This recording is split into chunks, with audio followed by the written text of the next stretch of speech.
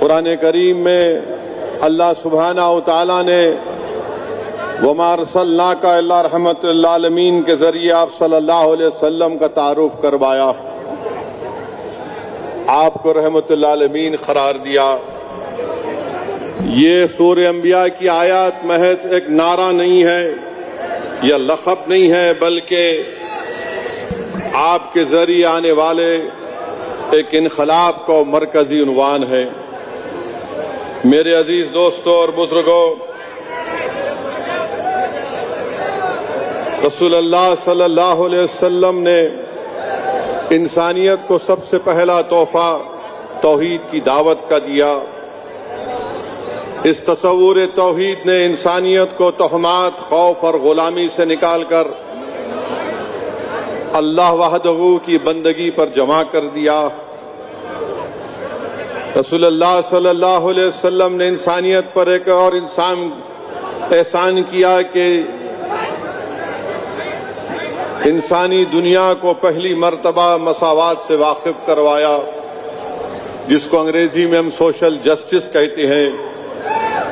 دنیا میں رنگ، نسل، دولت اور زبان کی بنیاد پر برتری سمجھا جاتا تھا۔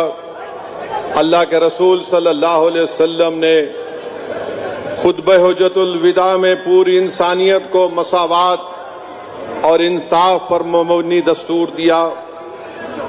کمزور خواتین اور ملازمین کے حقوق کا تحفظ کیا۔ مساوات کو صرف نعرہ نہیں دیا، بلکہ حبشہ کے حضرت بلال کو، روم کے حضرت صہیب کو اور فارس کے سلمان کو عرب کے معزز ترین قریشی سرداروں کے شانہ بہ شانہ لا کر کھڑا کر دیا۔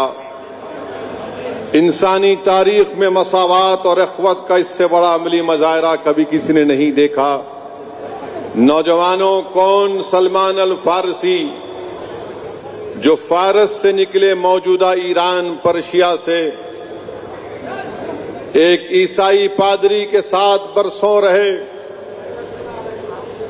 وہ دنیا سے چلا گیا تو کہا کہ فلاں عیسائی پادری کے پاس جاؤ، عراق میں ہے، وہاں سے تم کو جو تم چاہتے ہو نبی اور آخری زماں کو دیکھنا۔ وہاں پر گئے، وہ چل بسا، اس نے کہا کہ اس علاقے میں آئیں گے جہاں پر کھجور کی درخت رہیں گے۔ حضرت سلمان فارسی نکلتے ہیں، راستے میں ان کو گرفتار کر کے بیچ دیا جاتا ہے۔ حضرت سلمان فارسی رضی اللہ تعالی عنہ مدینہ شریف کو پہنچتے ہیں، ایک کھجور کے باغ میں کام کرتے ہیں۔ آپ کو معلوم ہوا کہ محمد صلی اللہ علیہ وسلم مدینہ شریف کو آ رہے ہیں۔ آپ کو یہ بات بتائی گئی تھی کہ وہ صدقہ نہیں لیتے، ہدیہ لیتی ہیں، اور ان کے پیٹھ کے بیچ دونوں بازو میں مہر نبوت ہے۔ حضرت سلمان فارسی جاتے ہیں، رسول اللہ صلی اللہ علیہ وسلم کو موجودہ مسجد قباء کے پاس رسول اللہ صلی اللہ علیہ وسلم آرام فرما رہے۔ حضرت سلمان فارسی جا کر اللہ کے رسول صلی اللہ علیہ وسلم کو دیکھتے ہیں۔ رسول اللہ صلی اللہ علیہ وسلم ان کو دیکھ کر مسکرا کر جواب دیتے ہیں، اس طرح سے جواب دیتے ہیں کہ آقائے دو عالم ان کا انتظار کر رہے ہیں۔ حضرت سلمان فارسی رضی اللہ تعالی عنہ رحمت للعالمین صلی اللہ علیہ وسلم کو کھجور دیتے ہیں اور کہتے ہیں یہ صدقہ ہے۔ رسول اللہ صلی اللہ علیہ وسلم مسکراتے ہیں اور کہتے ہیں کہ صدقہ میں نہیں لیتا، اور پھر اس کو کہتے ہیں کہ دوسرے صحابیوں میں اس کو بانٹ دیا جائے۔ پھر دوسری مرتبہ حضرت سلمان آ کر کہتے ہیں یا رسول اللہ یہ ہدیہ ہے۔ رسول اللہ صلی اللہ علیہ وسلم اس کو قبول فرماتے ہیں۔ پھر تیسری نشانی دیکھنا تھا، جب ایک مرتبہ رسول اللہ صلی اللہ علیہ وسلم سے ملنے گئے، اللہ کے رسول صلی اللہ علیہ وسلم نے فرمایا سلمان پیچھے آؤ، اور اللہ کے رسول صلی اللہ علیہ وسلم نے اپنے جسم مبارک سے کپڑا ہٹایا اور کہا دیکھ لو سلمان، مہر نبوت کو دیکھا، اس کو چوما، وہ سلمان فارسی ہے۔ صہیب رومی کون ہے؟ روم سے آئے، مکے سے جب مدینہ جا رہے تھے تو مشرکین نے کہا کہ صہیب اپنی پوری دولت کو چھوڑ دو۔ آپ نے اپنی پوری دولت کو مکے میں چھوڑ کر رسول اللہ صلی اللہ علیہ وسلم کے پاس مدینہ شریف کو چلے گئے۔ حضرت بلال کون؟ حبشی ہیں، ایتھوپیا، موجودہ ایتھوپیا افریقہ کے ہیں۔ رسول اللہ صلی اللہ علیہ وسلم صدیق اکبر نے آقا کے حکم پر ان کو آزاد کروایا۔ یہ کون بلال حبشی ہے؟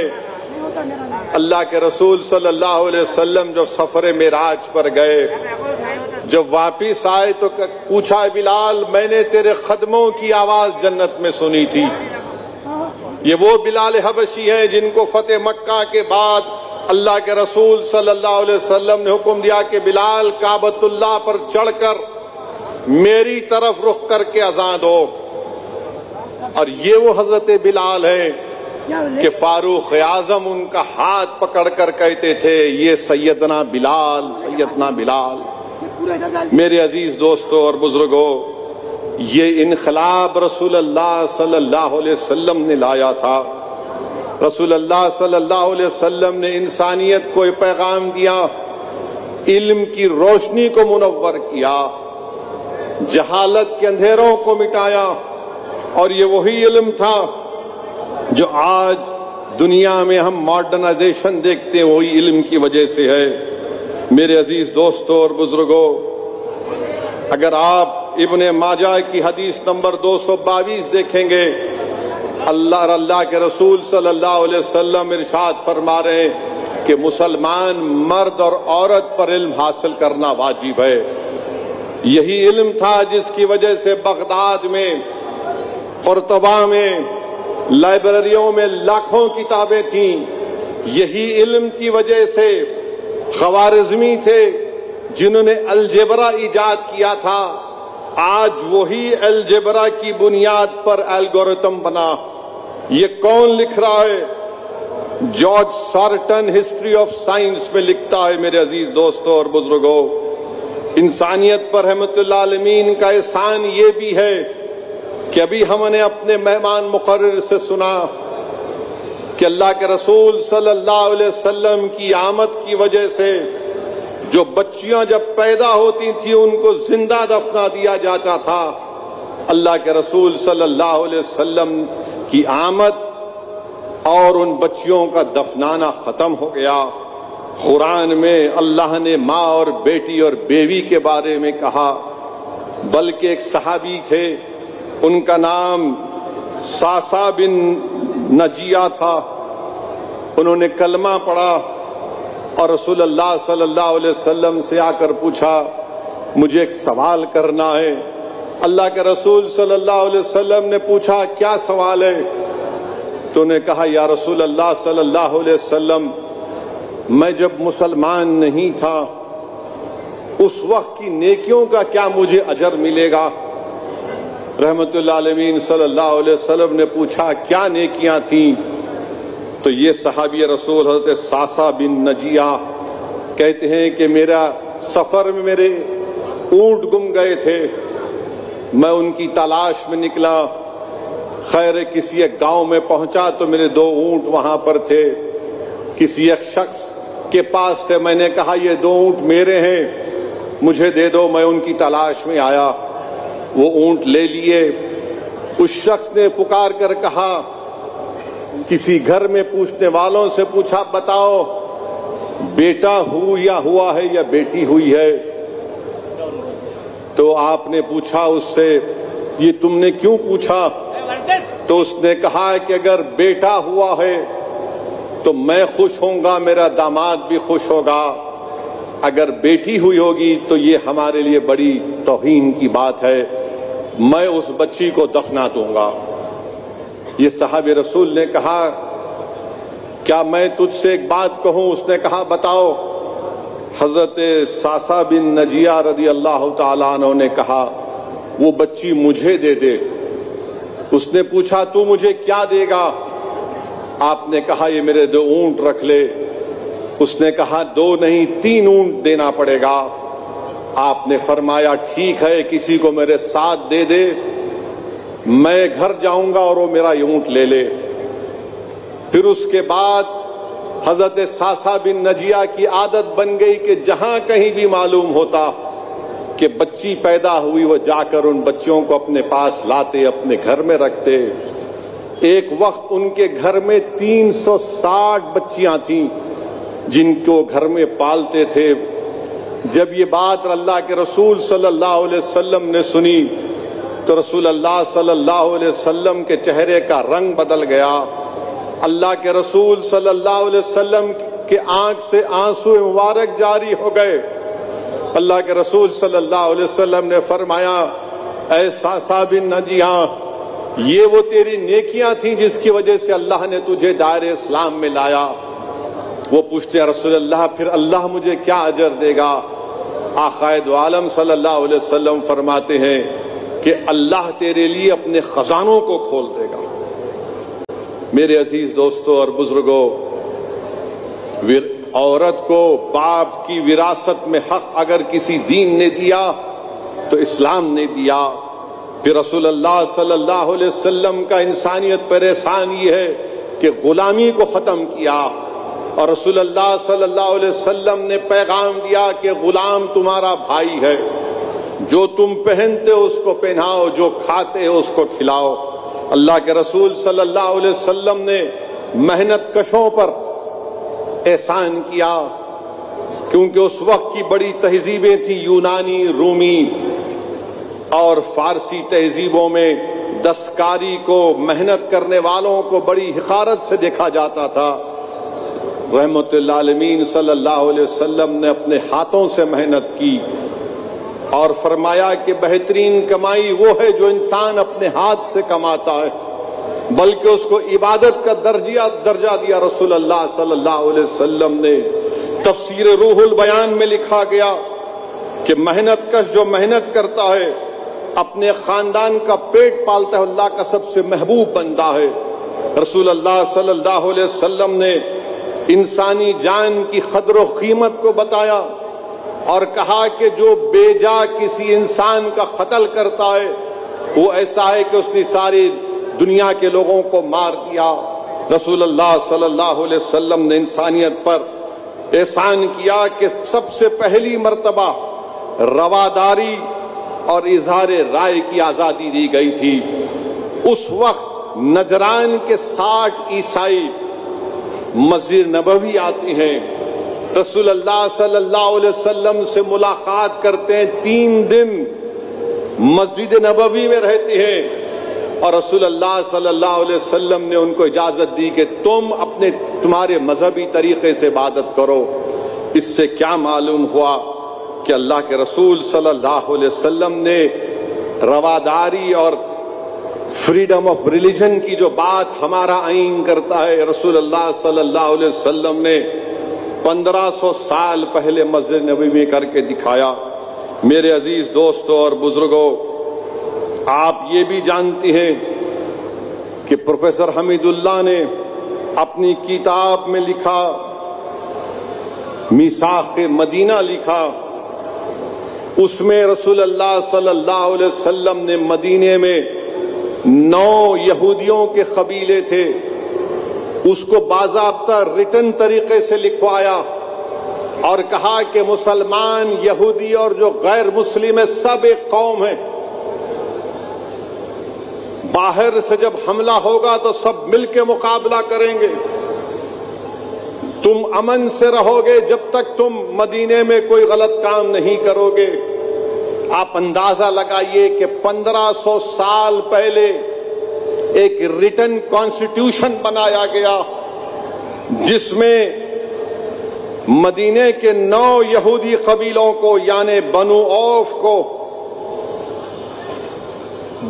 آرٹیکل بولیے 42 میں کہا گیا کہ بنو عوف کو اختیار ہوگا، دفعہ 72، دفعہ 82، دفعہ 92، دفعہ 30، دفعہ 13، دفعہ 23، دفعہ 43، مانے پورے یہودی قبیلوں کا نام لکھ کر کہا گیا کہ تم اپنے مذہب پر چل سکتے ہو۔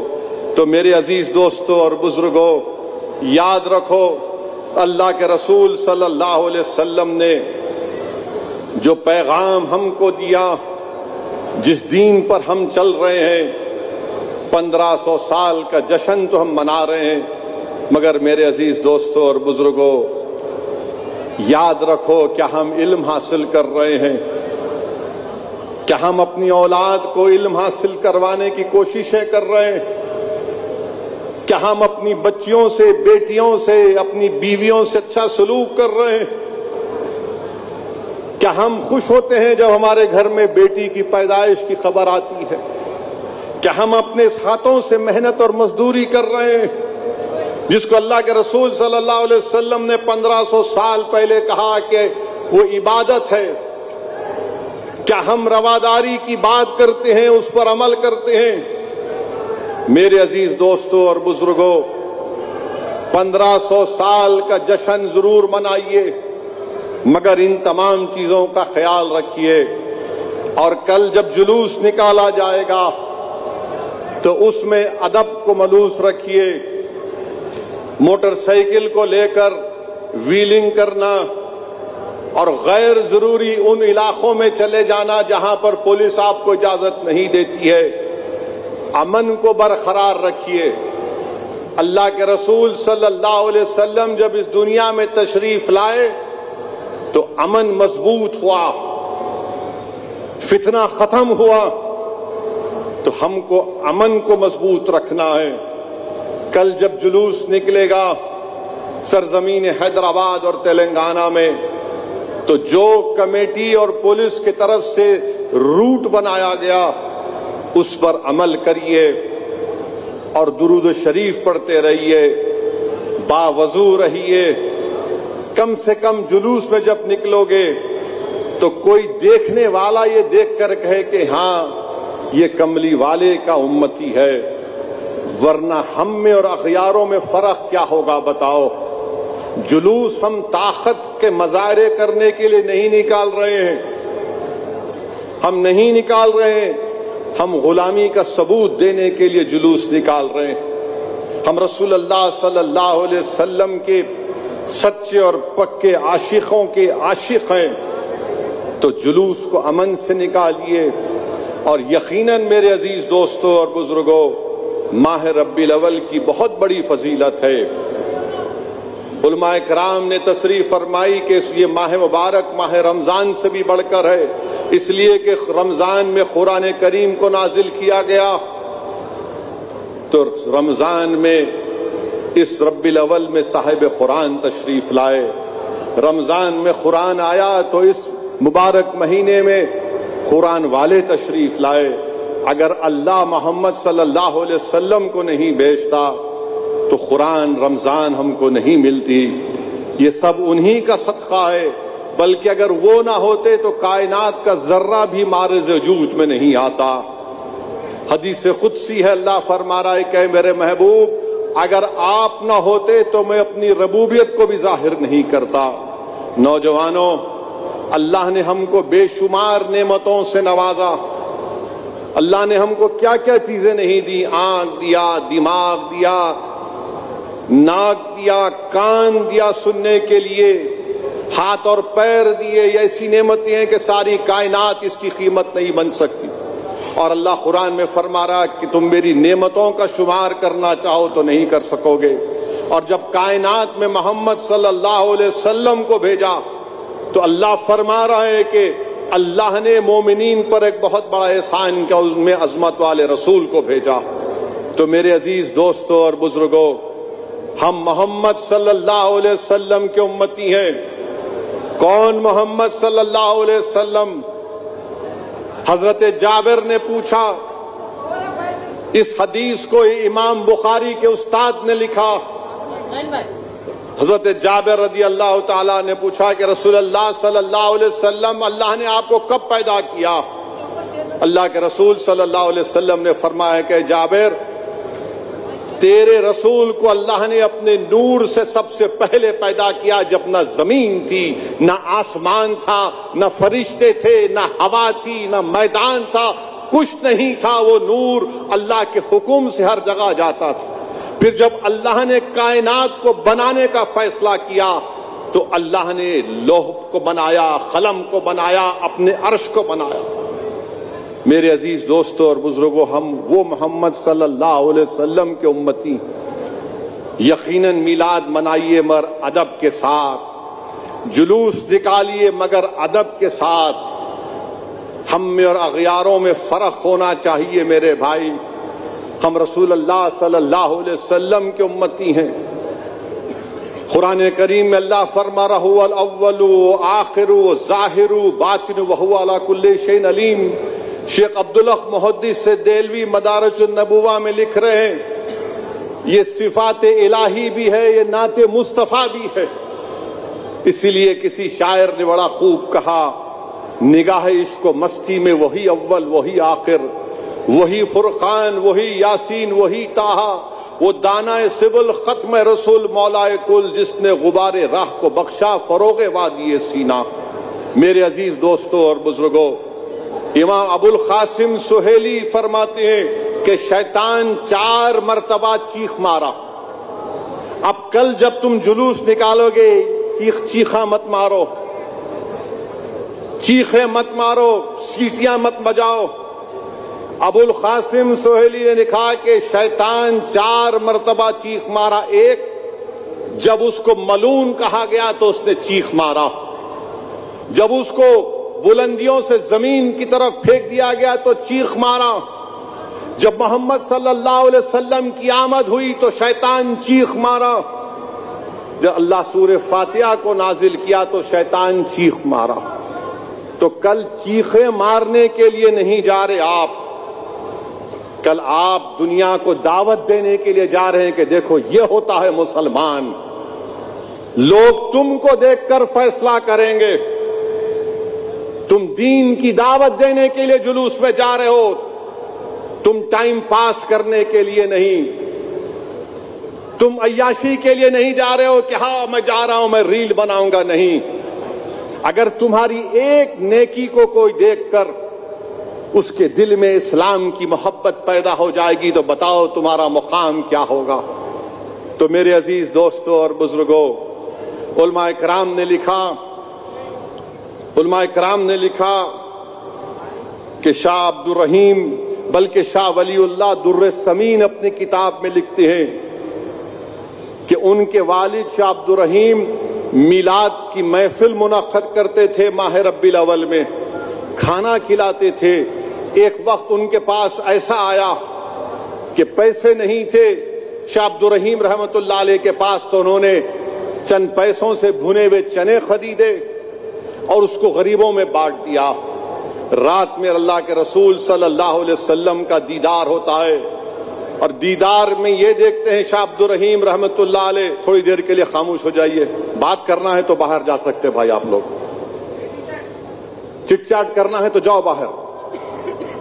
شاہ عبد الرحیم رحمت اللہ علیہ دیکھتے ہیں کہ ایک میز ہے، اس پر بھنے ہوئے چنے رکھے ہوئے ہیں اور رسول اللہ صلی اللہ علیہ وسلم فرما رہے ہیں کہ عبد الرحیم تو نے اس کو بانٹ کر بڑا اچھا کام کیا۔ حاجی امداد اللہ مہاجر مکی رحمت اللہ علیہ، رسالے 7 مسئلہ، کون حاجی امداد اللہ مہاجر مکی؟ اس ملک کے آزادی کے مجاہد، بانی جامع نظامیہ انور اللہ شاہ فاروقی کے پیر و مرشد اور بڑے بڑے علماؤں کے پیر و مرشد۔ رسالہ 5 مسئلہ میں حاجی امداد اللہ مہاجر مکی لکھتے ہیں کہ میں میلاد کی محفل میں شرکت کرتا ہوں اور اس میں منعقد بھی کرتا ہوں اور اس سے فیض حاصل کرتا ہوں۔ میرے عزیز دوستوں اور بزرگوں، اللہ کے رسول صلی اللہ علیہ وسلم سے محبت کا نتیجہ کیا نکلتا سنو آپ۔ شاہ عبد الرحیم رحمت اللہ علیہ ایک دن بیمار پڑ گئے، فالج ہو گیا۔ بستر پر لیٹ گئے, دعا کی, یا رسول اللہ صلی اللہ علیہ وسلم میں نے دین کا کام کیا, میں آپ کا عاشق ہوں, میں آپ کے غلاموں کا غلام ہوں, یا رسول اللہ صلی اللہ علیہ وسلم میرے حال پر رحم فرمائیے. شاہ عبد الرحیم کی زبان سے دعائی کلمات نکلتے ہیں.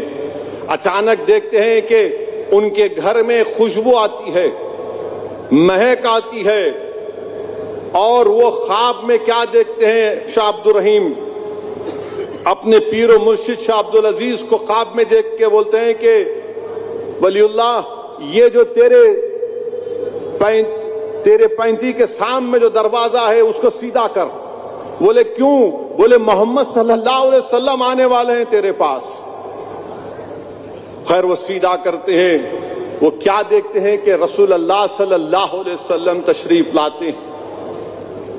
صدیق اکبر آقا دو عالم صلی اللہ علیہ وسلم کے ساتھ ہیں, شیر خدا حضرت علی ساتھ ہیں, اور شاہ عبد الرحیم فرماتے ہیں کہ میں مشکل سے اٹھا اور رسول اللہ صلی اللہ علیہ وسلم کے سینے کو لپیٹ لیا.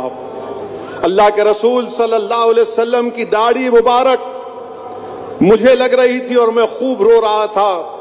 اللہ کے رسول صلی اللہ علیہ وسلم ان سے کہہ رہے ہیں کہ عبد الرحیم میں آ گیا ہوں, اور رسول اللہ صلی اللہ علیہ وسلم اپنے ہاتھوں سے ان کو جہاں جہاں ان کو درتا ہاتھ پھیرتے ہیں اللہ شفا دینے والا ہے, اور رسول اللہ صلی اللہ علیہ وسلم سے ان کو شفا ہوئی. پھر رسول اللہ صلی اللہ علیہ وسلم جب جا رہے تھے, شاہ عبد الرحیم کے دل میں خیال آیا کہ منہ مبارک مجھے مل جاتے. اللہ کے رسول صلی اللہ علیہ وسلم پلٹ کر کہتے عبد الرحیم تمہارے تکیے کے نیچے میں نے 2 منہ مبارک رکھ دیے ہیں. پھر صبح ہوئی, شاہ عبد الرحیم جو بستر پر تھے چلنا شروع کرتے, لوگ پریشان ہو جاتے ہیں یہ کرشمہ دیکھ کر, اور ان سے پوچھتے ہیں کیا ہوا, وہ پورا قصہ سناتے ہیں. لوگ کہتے ہیں بتاؤ وہ کہاں ہے منہ مبارک. لوگ دیکھتے ہیں, بعض لوگ دماغ ان کا زیادہ کام کرتا ہے, تو کسی شاعر نے کہا کہ عقل کو تنقید سے کیا کہا, عقل کو تنقید سے فرصت نہیں, عشق پر ایمان کی بنیاد رکھ. تو جو لوگ آ کر لے کر گئے منہ مبارک, تو دنیا نے دیکھا کہ بادل اس منہ مبارک کو اس کے ساتھ چل رہا تھا. پھر 8-10 لوگوں ان کے گھر آئے, بولے منہ مبارک کی زیارت کرائیے آثار مبارک کی, تو قفل کھل ہی نہیں رہا. اچانک شاہ عبد الرحیم کو خیال آتا, اس میں پوچھتے بتاؤ تم میں ایسا کوئی آدمی ہے جس پر غسل واجب ہوا. کوئی آدمی آتا ہے کہ ہاں, اس کو شاہ عبد الرحیم کہتے ہیں یہاں سے نکلو تم. جس محمد صلی اللہ علیہ وسلم کے وجود پر اللہ ایک مکھی کو بیٹھنے نہیں دیتا تھا, جس کا کوئی سایہ نہیں تھا کیونکہ کسی کا پیر اس کے سائے پہ نہ پڑ جائے, ایک ناپاک آدمی کیسے رہ سکتا ہے, اس کو ہٹایا, قفل کھلا اور اس کے بعد دیدار ہوا. میرے عزیز دوستوں, نوجوانوں, پاک رکھو اپنے آپ کو, ہمیشہ باوضو رہو, نہیں معلوم کب دنیا سے جانے کا حکم آ جائے. تو میرے عزیز دوستوں اور بزرگوں, بولنے کا مقصد یہ ہے کہ ڈرنے اور گھبرانے کی ضرورت نہیں ہے. کل آپ درود شریف پڑھتے جائیے جلوس میں. نوجوانوں, کل درود شریف پڑھیں گے آپ؟ پورے پڑھیں گے تو وضو سے رہیں گے, پاکٹ منہ میں نہیں ڈالیں گے, سگریٹ ہاتھ میں نہیں لیں گے, گالی کے الفاظ زبان پر نہیں لائیں گے. وعدہ کر رہے آپ؟ میرے بھائی یاد رکھو, میرے بھائی یاد رکھو, جب ایک مرتبہ سنیے ایک مرتبہ جب آپ درود و سلام رسول اللہ صلی اللہ علیہ وسلم پر پڑھتے ہیں, آپ کے 10 نیکیاں آپ کے کھاتے میں لکھی جاتی ہیں, 10 گناہ آپ کے معاف ہو جاتے ہیں, 10 درجات آپ کے بلند ہوتے ہیں. ایک مرتبہ حضرت رابعہ بصری کی پیدائش کا واقعہ ہے. حضرت رابعہ بصری پیدا ہوتی ہیں, گھر میں ان کے کچھ نہیں ہوتا, تیل بھی نہیں رہتا ہے.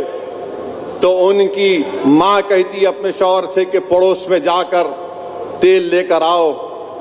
ان کے والد ان کو پسند نہیں آتا کسی سے جا کر پوچھنا، وہ پڑوسی کے دروازے پر جا کر واپس آ جاتے ہیں، سو جاتے ہیں، رات میں اللہ کے رسول صلی اللہ علیہ وسلم کو خواب میں دیکھتے ہیں اور کہتے ہیں کہ یہ رابعہ بصری سیدہ ہے، یہ ان 70,000 لوگوں میں ہوگی میری امت سے جو بغیر شفاعت کے جنت میں جائے گی۔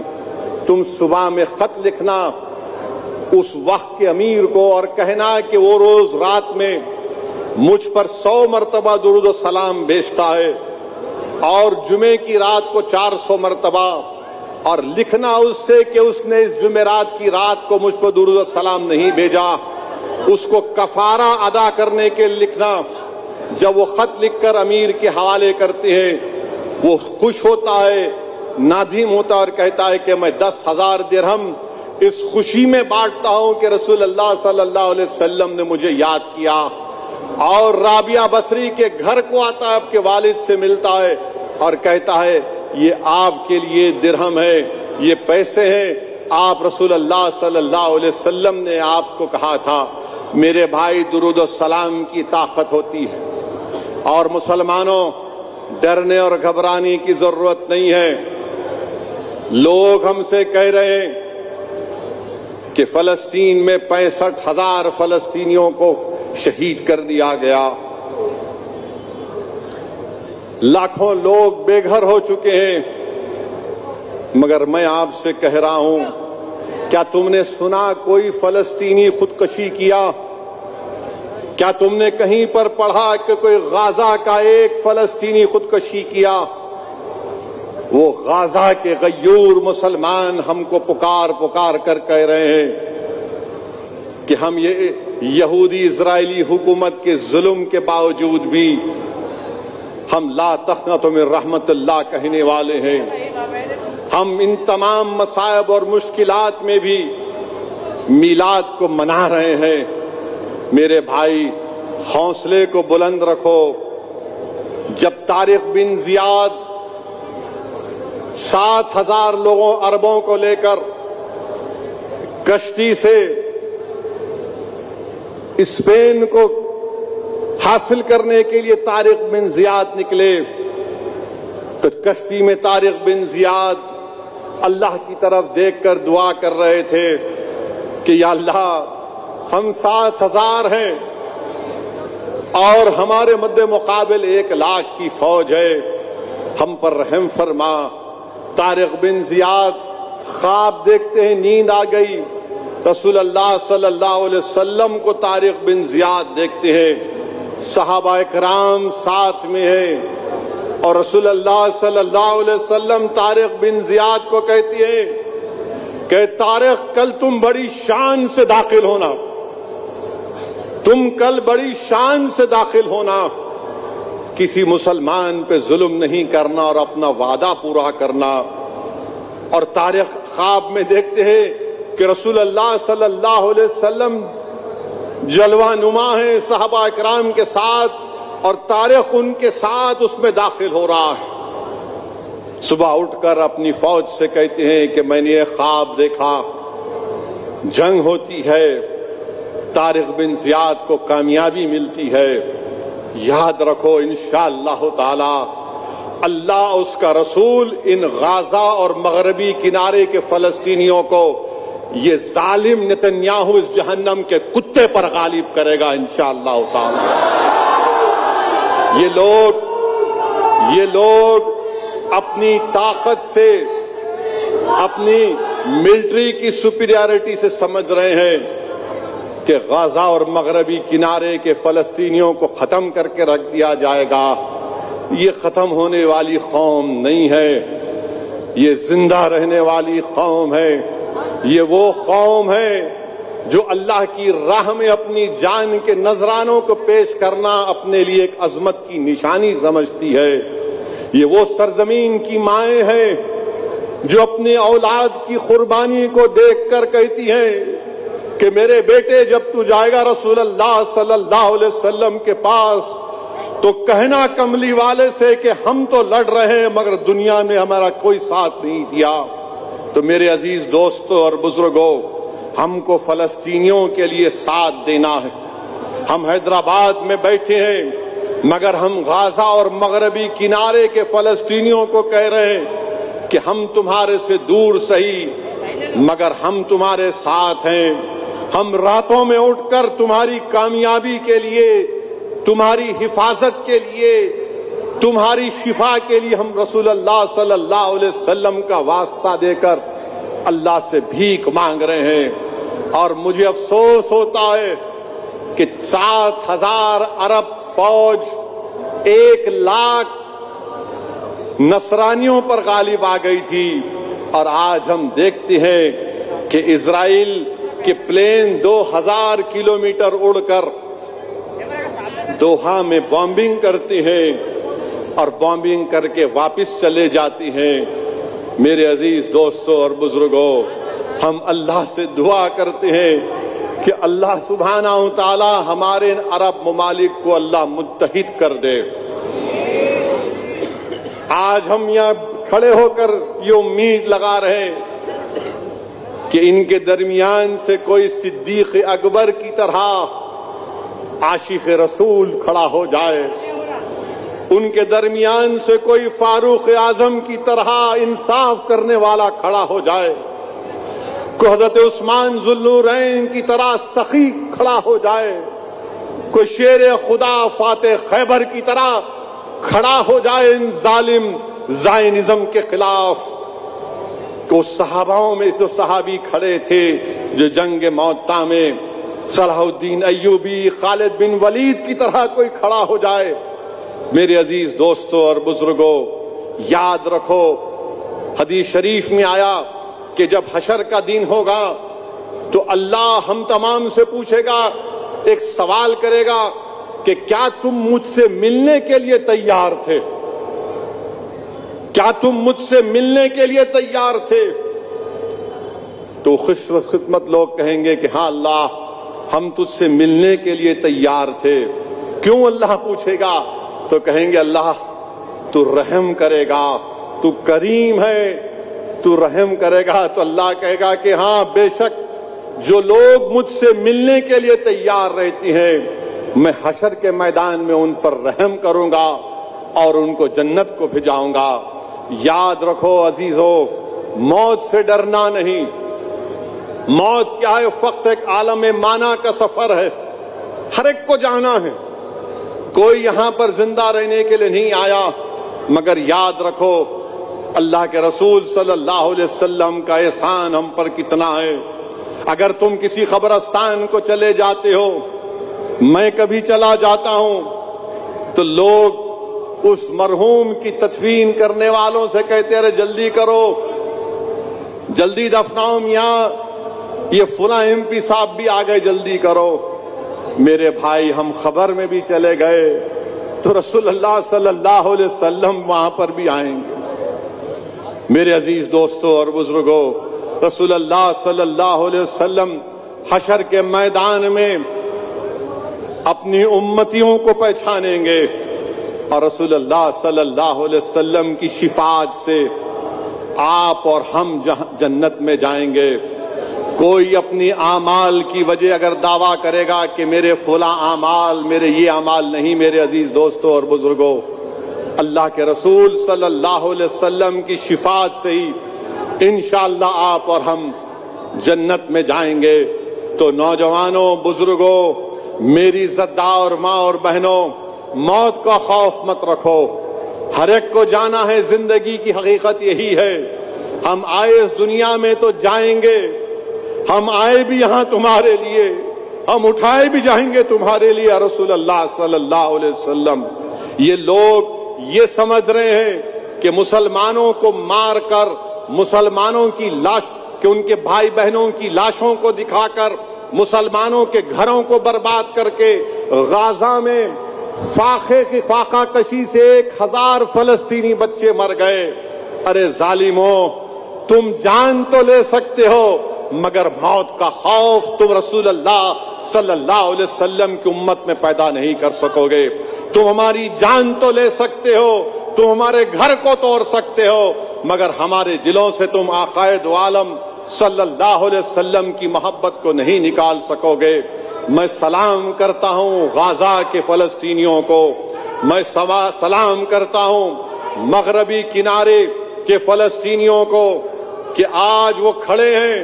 اور یاد رکھو دنیا کے مسلمانوں، اگر کل غازہ کے مسلمان کو ختم کر دیا جائے گا، کل مغربی کنارے کے فلسطینیوں کو ختم کر دیا جائے گا، تو پھر تمہارے ملکوں پر حملہ ہوگا.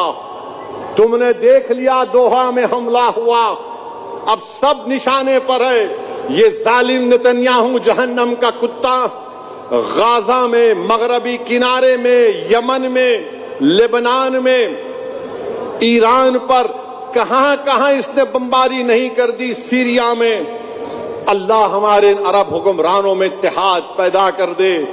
اللہ سبحانہ و تعالیٰ ان کو یہ ظالموں کی اصل فطرت سے آگاہ کر دے. میرے عزیز دوستوں اور بزرگوں، ہم کو اپنے ہمت اور حوصلے کو بلند رکھنا ہے. اور ہم دیکھتے کیا ہیں کہ ہمارے وطن عزیز میں بھی کوئی ہم کو نشانہ بناتا ہے، کوئی ہمارے گھر کو توڑتا ہے، کوئی ہمارے بچوں کو مارتا ہے. تو ہم ان کو بھی بتانا چاہ رہے کہ تم ظلم کتنا کر سکو گے.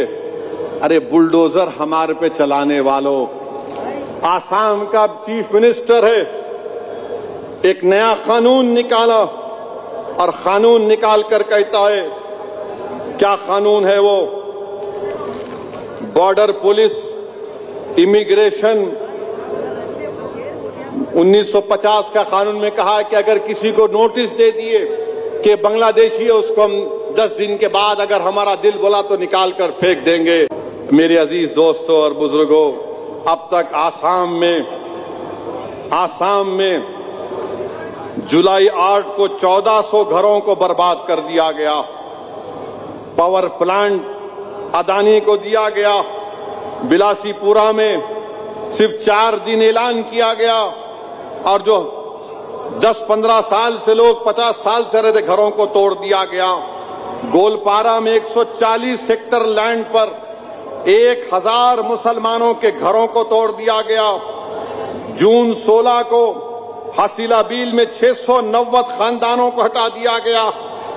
میرے عزیز دوستوں اور بزرگوں، اب ایک نیا قانون بنا دیے ہیں کہ کوئی بھی کسی پہ شک کر کے نوٹس دے کر بنگلہ دیشی کہہ کر بھیجا دیں گے.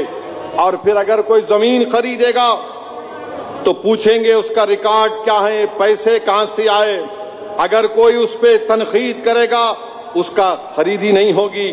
میرے بھائی مالیگاؤں میں بلاسٹ ہوا، ٹرین کا بلاسٹ بمبئی میں ہوا.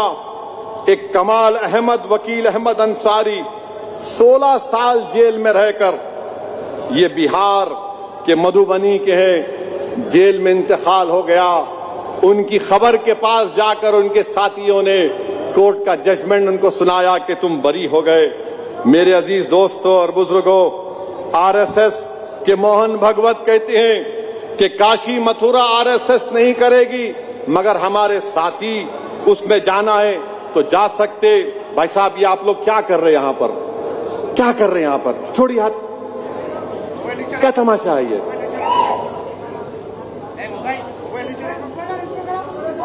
کیا سن رہے آپ لوگ؟ ایک موہن بھگوت کہہ رہے ہیں کہ کاشی متھرا RSS نہیں کرے گی، مگر ہمارے لوگ جا سکتے. تو پلیسز آف ورشپ ایکٹ کس لیے بنایا گیا؟ کیا آپ دھمکی دے رہے ہیں؟ کیا آپ کہنا چاہ رہے ہیں موہن بھگوت کے 6 دسمبر پھر سے دہرایا جائے گا؟ اور پھر جو مسلمان مغربی بنگال کا ہے، بنگالی زبان بول رہا ہے، اس کو اٹھا کر آپ بنگلہ دیش میں پھینکنا چاہ رہے ہیں. میرے عزیز دوستوں اور بزرگوں، میرٹھ میں عبداللہ ریزیڈنسی میں یہ کہہ کر روک دیا گیا کہ مسجد بنا رہے. یہ کہہ دیا گیا کہ ہندو بھائی مسلمان کو نہیں بیچ سکتا، مسلمان ہندو بھائی کو نہیں بیچ سکتا. اور پھر یہ بھی کہہ رہے ہیں مسلمان کو نہیں بیچ سکتا، تو پھر کہاں خریدیں گے ہم؟ میرے عزیز دوستوں اور بزرگوں، 5.5 سال 6 سال سے جیلوں میں ہیں دلی کے بچے. میرے عزیز دوستوں اور بزرگوں، پنجاب میں طوفان آیا ہے, 23 ضلع ڈوب چکے ہیں, 1.5 لاکھ ہیکٹر کی فصلیں برباد ہو چکی ہیں. اور پھر ہم یہ بھی دیکھتے ہیں کہ امریکہ کی ٹیرف کی وجہ سے 40% کپڑوں کا ایکسپورٹ بند ہو چکا. اتنا بڑا جھٹکا لگا, مگر کسی کو جھٹکے کی بات یاد آ رہی ہے. مہاراشٹر میں قریش برادری احتجاج کر رہی ہے کہ گو رکشوں سے ہم کو بچاؤ جو ہم پر ظلم کر رہے ہیں. میرے عزیز دوستوں اور بزرگوں, مدھیہ پردیش کے کھنڈوا میں ایک مسجد کے امام کے تقرر کے لیے ایک بہار سے امام آئے تو پولیس نے کیس بک کر دیا کہ تم نے کیسے ایک بہار سے آئے ہوئے آدمی کو کھنڈوا کی مسجد میں رکھا. ارے بتاؤ, ہندوستان کی سمویدھان کی آرٹیکل 19 کیا ہے؟ فنڈامنٹل رائٹ ہے. ایس پی صاحب, کھنڈوا کے ایس پی صاحب, یہ فنڈامنٹل رائٹ ہے. آرٹیکل 19 BNS 223 پر 223 آرٹیکل 19 سے بڑا ہے یا آرٹیکل 19 اس سے بڑا ہے؟ بولو کھنڈوا کے ایس پی صاحب. صرف مسلمان ہیں تو آپ کیس بک کر رہے ہیں کہ باہر سے کیسا آئے. اچھا, یمونا بازار دلی میں ہے, سہارنپور کے مسلمان عمرہ کر کے واپس آئے تو یہ ظالم RSS کی ذہنیت رکھنے والے لوگ ان کی بے عزتی کرے, مندر کے پاس لے جا کر ان کو سجدہ کروایا, ان کو مارا. کیا ہو رہا ہے ہمارے دیش میں؟ کیا کر رہے ہیں وزیر اعظم مودی؟ اور پھر اتر پردیش کے فیروز آباد میں 30 مسلم بچوں کو 6 سپتمبر کے دن میلاد کا جلوس نکالے, تھوڑا جلوس ہٹ گیا, 30 کو پکڑ کر پورے ٹی وی کیمرہ کو کھڑا کر کے بچوں کو اٹھ بیٹھ کرائے. پولیس کی گاڑی سے نکل رہے تو کان پکڑ کے نکل رہے. ہم یوگی سے پوچھنا چاہ رہے, اپریل میں بھی خیریے, اپریل میں بھی ایک جلوس نکلا تھا کانپور میں, مسلم دکانوں کو نقصان پہنچا گیا, تم نے ایسی ان سے جن کو پکڑا تم نے ان کو ایسے ہی کیا ٹی وی کیمرہ کو بلا کر؟ نہیں کیا. میرے عزیز دوستوں اور بزرگوں, 2 سال کے بعد وزیر اعظم منی پور کو گئے. بہت دیر کر دی مہرباں آتے آتے. منی پور کو گئے, 100 کی تعداد میں عورتوں کی عزت لوٹی گئی. دیش کے وزیر اعظم 2 سال کے بعد ان کو خیال آیا. میرے عزیز دوستوں اور بزرگوں, کرناٹکا کے CM میلاد کی محفل میں ایک منسٹر کے ساتھ آتے ہیں اور منسٹر صاحب علماء کرام کو بولتے, اٹھو اٹھو CM صاحب آ گئے. میرے بھائی, ہم اپنے ہاتھوں سے اپنے علماء کرام کی توہین کرواتے ہیں. اگر تھوڑی دیر کے لیے معلوم ہو جائے کہ یہ ہمارے علماء کرام انبیاء کے وارثین ہیں, یہ انبیاء کے وارثین ہیں, ان کے دل میں اللہ کا کلام اور رسول اللہ صلی اللہ علیہ وسلم کے حدیث ہیں, جو انبیاء کے وارثین ہیں, ہم ایک معمولی چیف منسٹر کے لیے کہہ رہے ہیں اٹھو اٹھو. میرے عزیز دوستوں اور بزرگوں, بہرحال یہ بی جے پی پھر آپ NCERT کے سلیبس میں تبدیلی کر دی گئی. پارٹیشن کا ذمہ دار مسلمان, ہم نہیں ہیں ذمہ دار پارٹیشن کے. پارٹیشن کے ذمہ دار کون ہے بولتا ہوں میں آپ کو. پارٹیشن کا سب سے پہلا نعرہ دینے والے کون تھے؟ 2 قوم نظریہ ہو تو ساورکر تھے. پارٹیشن کے ذمہ دار ماؤنٹ بیٹن ہے. پارٹیشن کے ذمہ دار اس وقت کے کانگریس کی حکومت ہے. ہم کہاں پارٹیشن کے ذمہ دار ہیں؟ نہیں ووٹ ڈالے. ارے جھوٹ کیوں بولتے ہو؟ کتنے مسلمانوں کو ووٹ ڈالنے کا اختیار تھا بتاؤ؟ جو جاگیردار تھے, نواب تھے, جن کے پاس اتنی دولت تھی یا ڈگری تھی, وہی ووٹ ڈال سکتے تھے.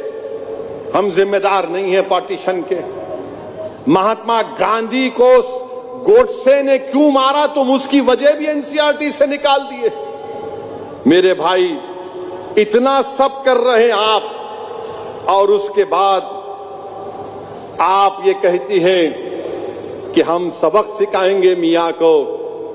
میں آسام کے مکھیہ منتری سے، اتر پردیش کے مکھیہ منتری سے، جتنے یہ سب لوگ جو بکواس قسم کی زبان استعمال کرتے، میرا تم سے ایک ہی سوال ہے، تم میں اتنی طاقت نہیں ہے کہ وہ پاکستان جس نے پہلگام میں ہمارے 26 لوگوں کو سر پر گولی مار کر مذہب پوچھ کر گولی ماری، تم میں اتنی طاقت نہیں ہے کہ تم اس پاکستان سے کرکٹ میچ نہیں کھیل سکتے؟ تم آج ہمارے گھر کو، وہ آسام کا مکھیہ منتری بول رہا ہے تم کو نکال دیا، نوٹس دے کے ہم بھگا دیں گے۔ ارے بہادری دکھاؤ، ایک کرکٹ میچ تم نہیں کھیل سکتے، تم کس کی آنکھ میں آگ ڈال رہے ہو؟ ارے ہم ہر چیز قربان کرنے کو تیار ہے، مگر تمہارے سامنے سر کبھی نہیں جھکائیں گے انشاءاللہ تعالی۔ ہم اپنی عزت کا سودا نہیں کریں گے انشاءاللہ تعالی۔ پاکستان سے کرکٹ میچ کھیل رہے ہیں، اگر تمہاری بیٹی مر جاتی تو تم کھیلتے؟ تمہاری 4 دن کی بیٹی جس کے ہاتھ کی مہندی نہیں اتری اگر وہ مر جاتی تو تم کرکٹ میچ کھیلتے؟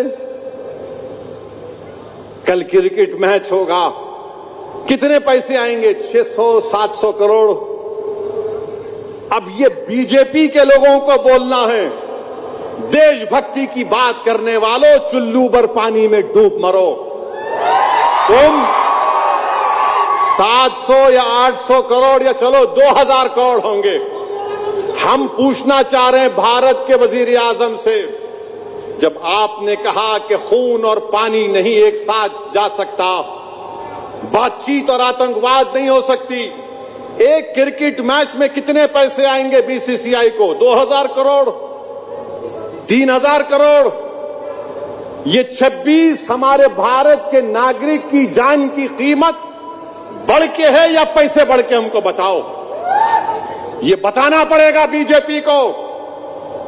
بڑا بڑا بھاشن دیتے ہیں، گیان دیتے ہیں، دیش بھکتی دیش بھکتی، کرکٹ میچ کا معاملہ آیا تو تم رن آؤٹ ہو گئے،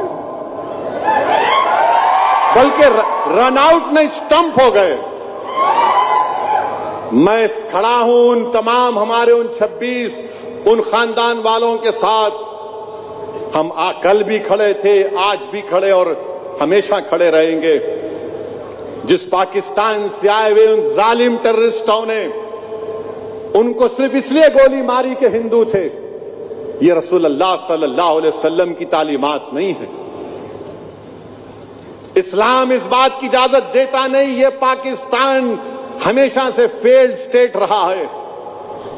وہاں سے آئے اور 26 کو مار کر چلے گئے، بیوہ کر دیے، یتیم کر دیے بچوں کو۔ افسوس ہوتا ہے ہمارے 56 انچ کے وزیر اعظم، ان کے ہوتے ہوئے کیسا میچ ہو رہا ہے؟ یہ نہیں کھیلنا تھا، کوئی بات نہیں، ایک کپ نہیں جیتتے تھے ہم، نہیں بائی لیٹرل ہے۔ ارے تو پھر پانی بھی تو بائی لیٹرل ہے، جو انڈس واٹر ٹریٹی ہے بائی لیٹرل ہے نا وہ۔ جب ہم پانی روک دیے تو کھیل کیسا کھیل رہے؟ ہم پوچھنا چاہ رہے آر ایس ایس سے، بی جے پی سے، 26 بھارت کے ناگرکوں کی جان کی قیمت کیا ہے؟ بتاؤ ہم کو۔ تم نے بتا دیا کہ شاید جو بھی تم کو ٹی وی کا ایڈ ملے گا وہ ان کی جان کی قیمت سے زیادہ ہے، تو معلوم ہوا بی جے پی، آر ایس ایس مرنے والوں کو نہیں دیکھ رہی ہے، دولت کیسے حاصل کرے وہ دیکھنا چاہ رہے ہیں۔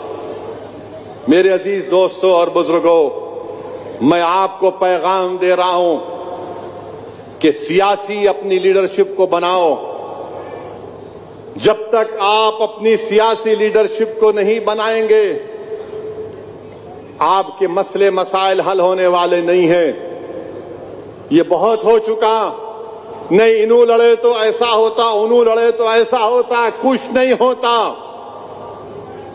جب تک آپ لڑیں گے نہیں تو آپ اپنا حق کیسے لیں گے؟ جب تک آپ آواز نہیں اٹھائیں گے تو کون تمہاری آواز کو سنے گا؟ جب تک تم قدم نہیں بڑھاؤ گے کون تمہارے سامنے سے ہٹے گا؟ جب تک تم اپنی تکلیف کو संविधान اور آئین کے دائرے میں رہ کر نہیں بولو گے تو کون تمہارے مسائل کو حل کرے گا؟ ملک کو آزاد ہو کر کتنے برس ہو چکے ہیں، بتاؤ ہمارے مسئلے ویسے ہی وہی ہیں۔ وہی آسام میں کم سے کم 3,500 گھروں کو توڑ دیا گیا، اتر پردیش میں کوئی نہ کوئی کچھ نہ کچھ ہوتے رہتا ہے، مہاراشٹر بومراہ میں بلڈوزر لگا دیے، مدھیہ پردیش میں بھی آ رہا تھا میں، ایک 7 سال کے بچے کو 2 ٹیچروں نے اتنا مارا کہ اس کے ہاتھ کو توڑ دیا، پیر کو توڑ دیا۔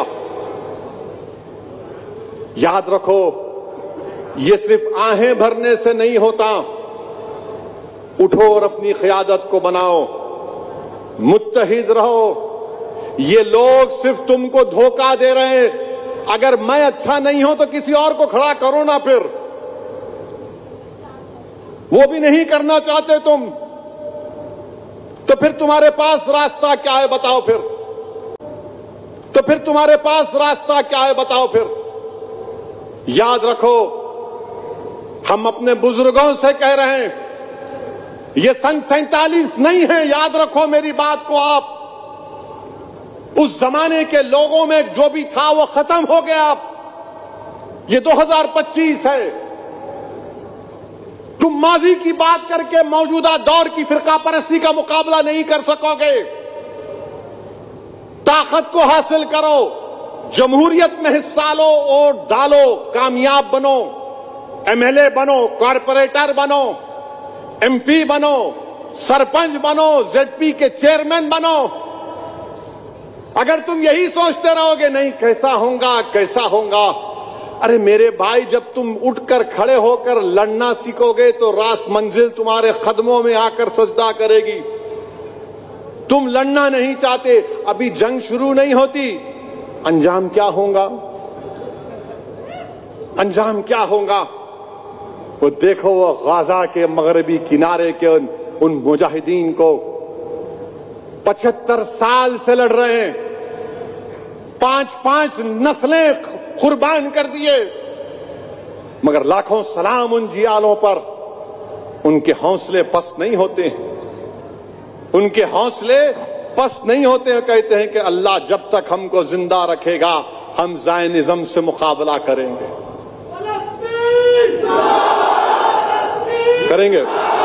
اور پھر ہم ہمارے وزیر اعظم کو ہی بول رہے، جینوسائیڈ ہو رہا ہے وہاں پر، نسل کشی ہو رہی ہے مسٹر مودی، بولو نا آپ، جینوسائیڈ ہو رہا ہے۔ شیخ تمیم سے امیر سے بات کیے دوحہ قطر کے، مودی کا بیان کیا ہے آپ نے دیکھا؟ بھارت قطر پہ جو حملہ ہوا اس کی ہم مذمت کرتے، وہ ایک آزاد ملک ہے، سوورن ملک ہے، یہ نہیں ہونا تھا۔ کون کرے حملہ؟ مودی جی آپ بول سکتے تھے اسرائیل نے کیا، نیتنیاہو ظالم نے کیا، مگر نہیں بولے۔ 8 لاکھ بھارت کے لوگ قطر میں رہتے ہیں،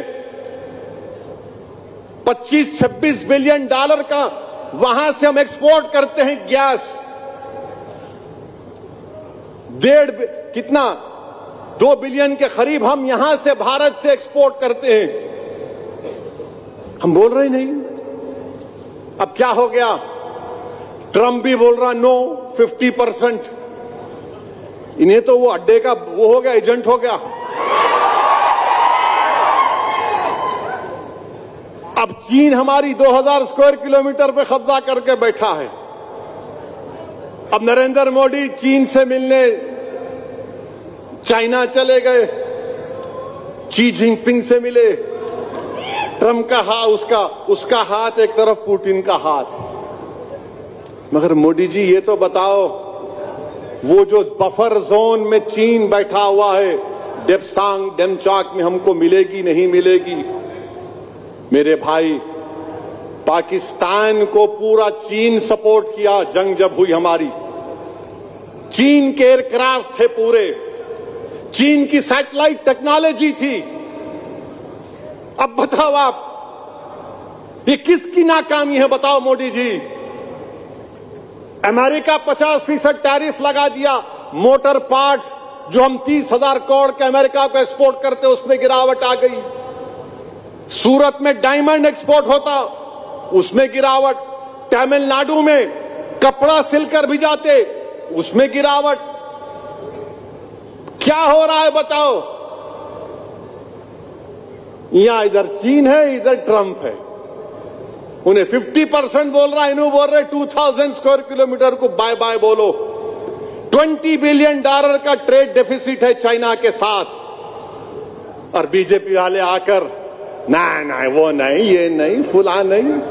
ارے پڑھو نا بیان کیا آیا.